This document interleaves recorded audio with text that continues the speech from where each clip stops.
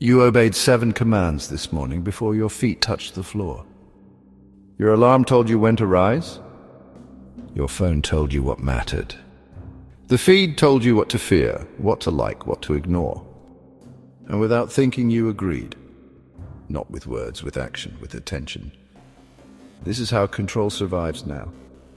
Not with force, but with familiarity. You think you're free because you feel no pressure.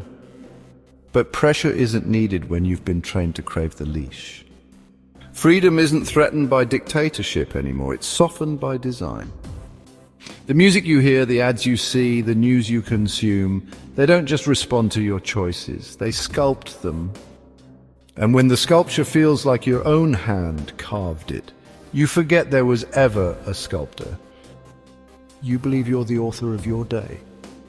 But how can you be when the headlines were written, the rhythms programmed, the questions pre-decided?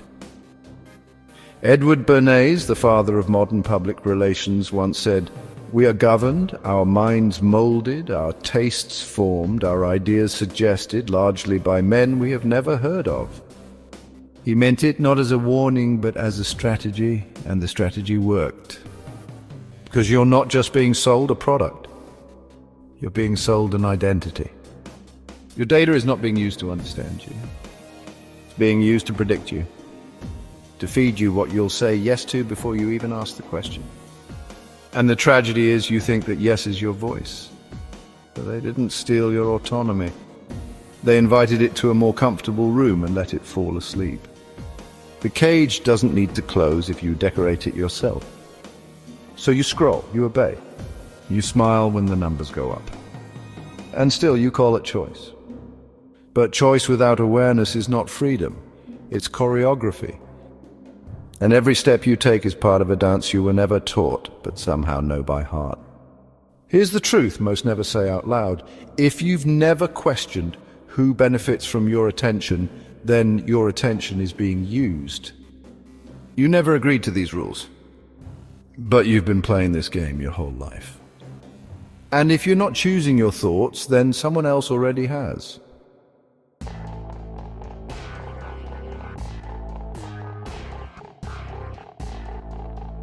In 1962, a girl in a Tanzanian school began to laugh. No joke, no context, just laughter, sharp, erratic, unsettling. Another girl joined, then a dozen. Then the entire classroom, teachers panicked. The laughter turned into fits, seizures, screams. It spread through villages, hundreds were consumed, 14 schools shut down. There was no poison, no disease, just transmission. Emotion passed like wildfire, contagion without contact. This wasn't folklore, it was documented, diagnosed as mass psychogenic illness. But what they really discovered was this: when fear or joy or panic escapes one body, it can enter another. No words required, we call ourselves advanced, rational. But we're no less porous, we absorb each other's feelings through screens now, through headlines, through scrolls. You open your feed, a stranger is enraged. Another breaks down on camera. You feel it, a tightening in your chest, a drop in your stomach. You think this is empathy, but what if it's programming? In 2012, Facebook ran a silent experiment. They filtered nearly 700,000 timelines. Some users saw fewer happy posts, others fewer sad ones. The results? Those users began to mirror what they saw. Less joy, more negativity, more anger, more numbness. And no one noticed. That's not a glitch in the system. That is the system. We like to believe our emotions are ours. But emotions are easy to plant, easy to spread, easy to monetize. You are not reacting to reality. You are reacting to what someone decided you should see. A curated sadness, a recommended outrage, a viral despair. Because emotion isn't just contagious, it's profitable. The system knows your nervous system better than you do.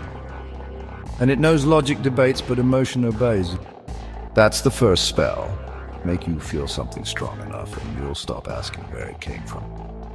Jiddu Krishnamurti once said, "The observer is the observed." You don't watch the storm, you become it. And when someone else controls the weather, they control your world. We are drowning in feelings we didn't originate. We are marching to drums we never heard start. We are exhausted, not because we live too much, but because we've been absorbing everyone else's emotions without ever filtering them. That exhaustion. It's not your fault, but it is your warning. Because when your feelings are no longer your own, your behavior isn't either. And once your emotion is hijacked, your decisions are next. That's how control begins. Not with commands, but with a single silent feeling whispered into your body by someone you'll never meet.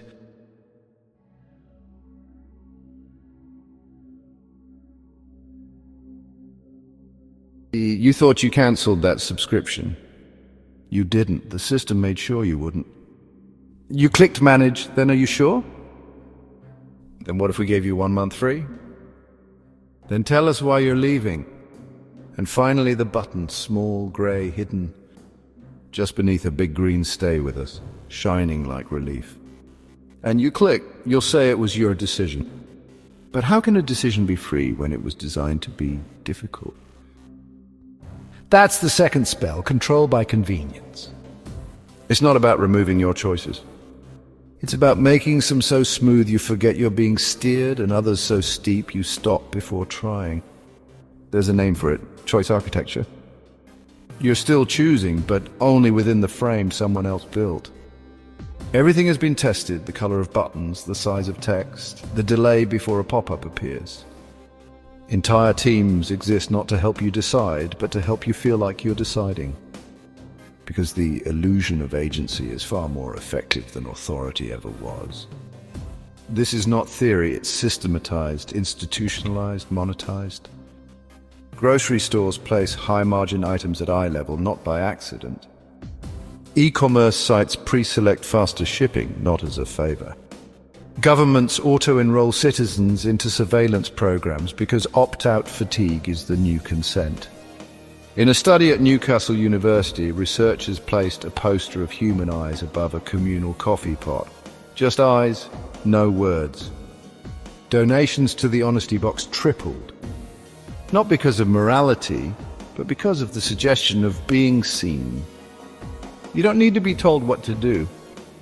You just need to feel watched, nudged, gently pulled in the right direction. That's how power works now, not through barriers, but through gravity. We've replaced oppression with design, coercion with comfort. And the more seamless the system becomes, the more invisible its influence feels. You call it personalization, but it's prediction. You call it habit, but it's choreography. The French philosopher Michel Foucault once wrote, "Where there is power, there is resistance, but never outside of it." Even your rebellion has been anticipated, modeled, managed. So you keep clicking, keep swiping, keep accepting. Not because you are weak, but because you've been made efficient. You are not browsing freely, you are being guided efficiently through a maze designed by people who profit from your belief in its openness. The second spell is the one that feels like ease. And once you accept it, they never have to push you again.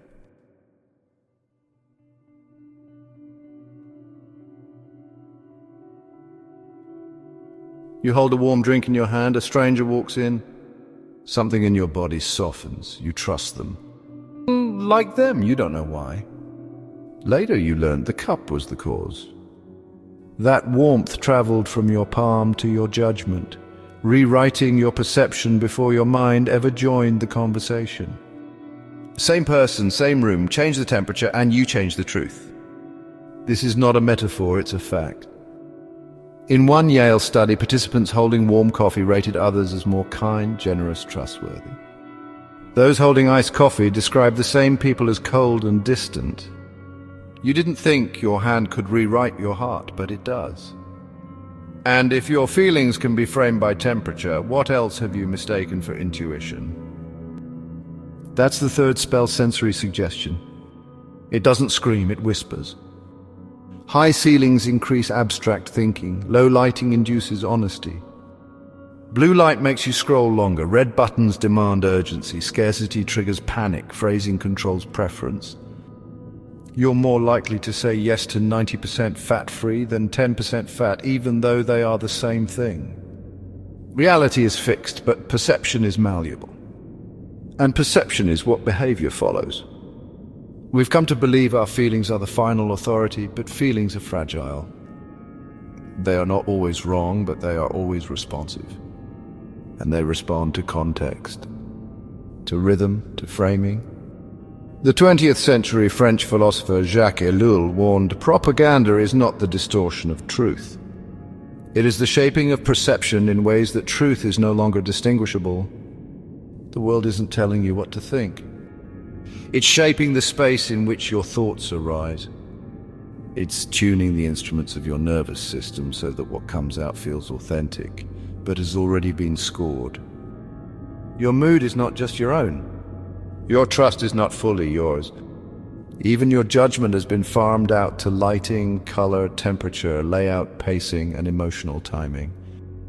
You walk into a room and your gut tells you something. But what if your gut was primed? What if the emotion you trusted was pre-installed?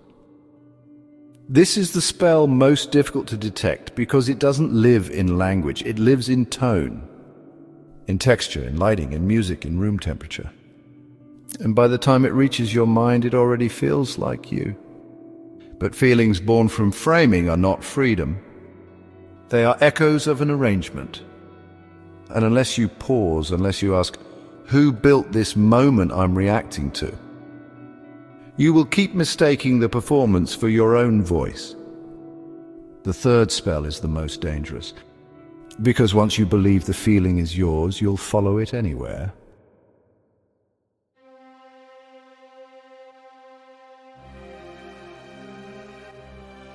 There's a story from the Mahabharata, a tale of honor, strategy, and ruin. Yudhishthira, the righteous prince, sits at a gaming table. Across from him, his uncle Shakuni. The dice look ordinary, the rules seem fair. Yudhishthira, bound by duty, accepts the game. But the dice are rigged. The game is a trap. And his greatest flaw isn't greed, it's faith. Faith in the illusion of fairness. He loses everything. His kingdom, his brothers, even his wife. Not because he didn't play well, but because he didn't question the game. You don't have to live in an ancient epic to be Yudhishthira. You just have to walk through a world where every scroll, every swipe, every click is part of a game that rewards compliance and punishes pause. You follow the rules. Show up, smile when told, stay inside the rails. And slowly, the reward becomes internalized. You feel pride for behaving, for being efficient, for playing along. But here's the hidden cost. You become someone who no longer remembers what it's like to choose. Erich Fromm called it the escape from freedom. The moment when autonomy becomes too heavy, too uncertain, too lonely, and we trade it for structure, for safety, for applause. So we adopt the traits most celebrated. We speak in the language of the algorithm. We mimic the tone of the room. We become agreeable, adaptable, acceptable. And in doing so, we disappear. We don't even notice the disappearance, because we're still being rewarded, still being seen, still being liked. But recognition is not the same as being known, and applause is not the same as being free. This is the moment the mask fuses to the face, where the performance becomes so seamless even you forget it's not you. You begin to feel tired, unnamed exhaustion, decision fatigue, emotional burnout. You think it's life, work, the times. But what if it's not any of those? What if it's the cumulative weight of 1,000 unchosen choices? Every yes you said without thinking. Every emotion you absorbed without asking. Every identity you wore because it came with validation. That kind of exhaustion is not from effort, it's from erosion. And the longer you live inside a system that benefits from your unawareness, the more it will convince you that questioning it is selfish, that rebellion is rude, that stillness is laziness, that curiosity is danger. So you obey, not because you're weak, but because you were trained to be good. And here lies the great tragedy, not that people are manipulated, but that they mistake it for virtue.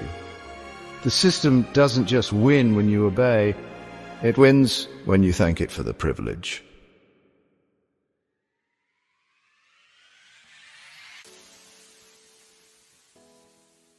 Starts quietly, not with a speech, not with a protest, but with a flicker of discomfort. A thought that doesn't quite fit, a hesitation before the next scroll. You hear something and you don't react the way you used to. That's how it begins, with noticing the pause before your agreement, the small space between stimulus and response. The whisper that says, wait, is this mine? At first it's disorienting. You look at your life like a set you didn't design. The roles you play, the routines you follow, the preferences that feel suspiciously convenient. And then it hits you. So much of what you thought was you was actually a reflection of the system around you. But now you're facing the mirror. You start to feel the invisible strings, the nudges, the designs. You trace the path backward, from emotion to headline, from desire to algorithm, from thought to trigger. And somewhere in that tracing you reclaim something. Not everything, not right away, but something. A breath, a boundary, a question. You don't rage, you don't explode, you just unplug. Even if only for a moment. And in that moment, something opens.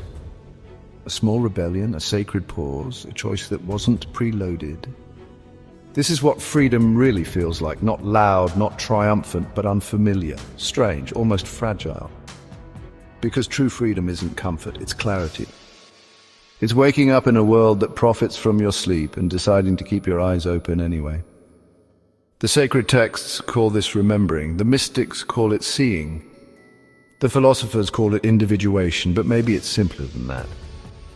Maybe it's just you in a quiet room asking yourself, what if I stopped playing the role I was given and started writing my own? And when that voice comes, soft but steady, it doesn't just change your mind. It changes your posture, your presence, your life. Because now you're not reacting, you're responding. You're not scrolling, you're seeing, you're not performing, you're becoming. And if this mirror has shown you something you weren't supposed to see, don't turn away. Share it, speak it, live it. Because if you were strong enough to sleepwalk this far, you are more than strong enough to wake up.